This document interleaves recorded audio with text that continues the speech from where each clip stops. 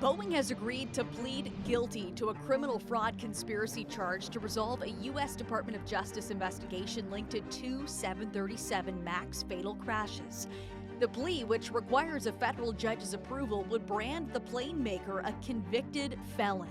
Boeing will also pay a criminal fine of $243.6 million and be ordered to invest more than $455 million U.S. in compliance and safety programs. The families of the victims expected answers. To the relatives who have lost loved ones, if you could please stand. But Boeing actively tried to keep emails and documents out of the public domain. The charge relates to two 737 MAX crashes in Indonesia and Ethiopia over a 5-month period in 2018 and 2019 that killed 346 people and prompted the families of the victims to demand that Boeing face prosecution.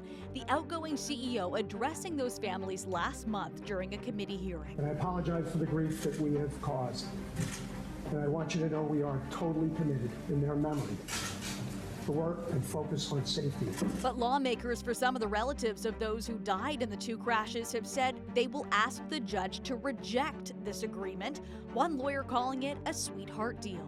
346 people died in those two crashes. Therefore, a plea to manslaughter would be more fitting. A guilty plea threatens the company's ability to secure lucrative government contracts with the likes of the U.S. Defense Department and NASA, although it could seek waivers. Right now, if you have a guilty plea to a felony conviction, in many ways you're not supposed to be able to win a government contract. But according to those who I've talked with at Boeing, they believe that there's some wiggle room there. Boeing became exposed to criminal prosecution after the Justice Department in May found that the company violated a 2021 settlement involving the fatal crashes.